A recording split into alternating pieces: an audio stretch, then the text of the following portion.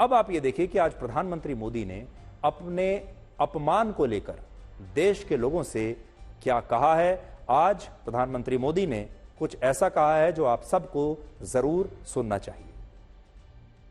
आप याद कीजिए 2014 में जब मैं पहली बार लोकसभा के मैदान में आया तो 2014 में कांग्रेस के मुद्दे क्या थे। तब कांग्रेस ने यही चला, ये चाय वाला क्या करेगा, ये गुज्जू क्या करेगा, ये उसको गुजरात की समझ है, देश की क्या समझ है, ये दाल भात खाओ वाला क्या करेगा, यही चलता था। कांग्रेस की सभा में चाय की कितली लेकर के बेची जाती थी, देखो ये मोदी आया, ये मेरी मजाक उड़ाई जाती थी। लेकिन देश ने उनकी हरकतों को ऐसा जवाब दिया जो कभी 400 सीट लेकर के बैठते थे वो 40 पर आ गए। 2019 में जब दूसरा चुनाव आया उन्होंने कोई सबक नहीं लिया और क्या किया, 2019 के चुनाव में निकल पड़े, चौकीदार चोर है, याद है ना, चिल्लाते थे और कहते थे मोदी खून की दलाली करता है। और राफेल के छोटे छोटे खिलौने बना करके सभी सभाओं में घूमते थे, राफेल लेकर के। मंच पर भी इस बार संविधान लेके घूम रहे हैं, उस समय राफेल लेके घूम रहे थे। एचएएल को लेकर के भांति भांति के झूठ फैलाए।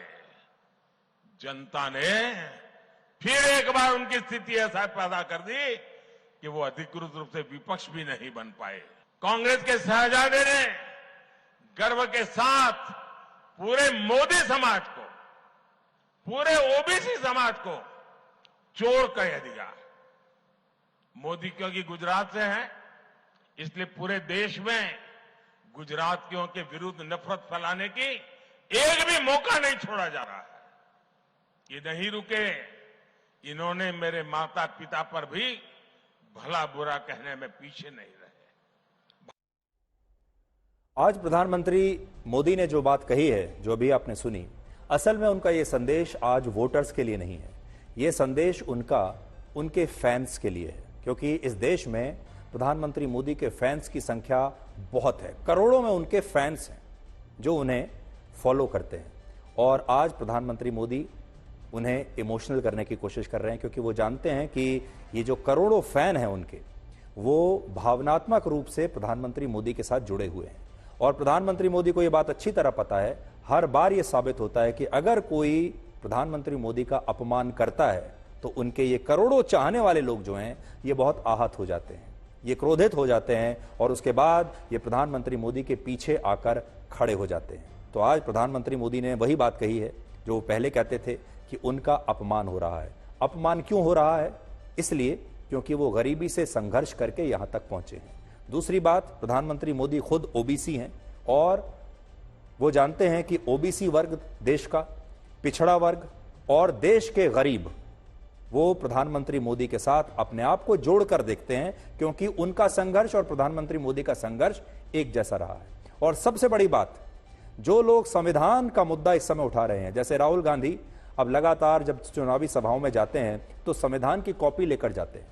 वो अपने उम्मीदवारों को भी कह रहे हैं कि वो भी जहां भी जाएं संविधान की कॉपी लेकर जाएं, एक प्रति लेकर जाएं और लोगों से कहें कि संविधान खतरे में है और लोकतंत्र भारत का वो खतरे में है। लेकिन प्रधानमंत्री मोदी के जो करोड़ों फैंस हैं और उनके जो चाहने वाले हैं, जो गरीब हैं, ओबीसी हैं और पिछड़े हैं, वो ये बात जानते हैं कि अगर भारत के लोकतंत्र की खूबसूरती अगर आपको देखनी है तो वो आपको प्रधानमंत्री मोदी के चेहरे में दिखाई दी जाएगी। क्योंकि अगर इतने गरीब परिवार का कोई व्यक्ति चाय बेचते बेचते, गरीबी से संघर्ष करते करते, ओबीसी वर्ग में पैदा होने के बाद, पिछड़े वर्ग में पैदा होने के बाद देश का प्रधानमंत्री बन सकता है, तो इसका मतलब भारत से ज्यादा मजबूत लोकतंत्र किसी और देश का हो नहीं सकता और भारत से ज्यादा मजबूत संविधान और कहीं का हो नहीं सकता। तो अगर आपको इस संविधान के एक सबसे बड़े लाभार्थी को देखना है, जिसको इस संविधान का लाभ मिला है, जिसे इस लोकतंत्र का लाभ मिला है, जो इस संविधान और लोकतंत्र की वजह से आज आपके सामने है, तो वो है प्रधानमंत्री नरेंद्र मोदी। अगर ये संविधान ना होता और भारत में ये लोकतंत्र ना होता तो आज प्रधानमंत्री मोदी भी इस कुर्सी पर ना बैठे होते। इस बार के चुनाव में एम फैक्टर यानी मोदी फैक्टर भी बहुत महत्वपूर्ण रहने वाला है। हम बहुत सारे एम फैक्टर आपको बता चुके हैं कि इस बार बहुत सारे एम फैक्टर छाए रहे। कहीं मछली का एम फैक्टर छाया रहा, कहीं मंगलसूत्र का एम फैक्टर है, कहीं मुसलमान का एम फैक्टर है, लेकिन एक और एम फैक्टर है और वो है मोदी का एम फैक्टर। और प्रधानमंत्री मोदी ने अपने अपमान को अब एक बड़ा मुद्दा बना लिया है और जब जब विपक्ष ने उनका अपमान किया है तब तब देश के लोगों से प्रधानमंत्री मोदी को और ज्यादा समर्थन मिला है।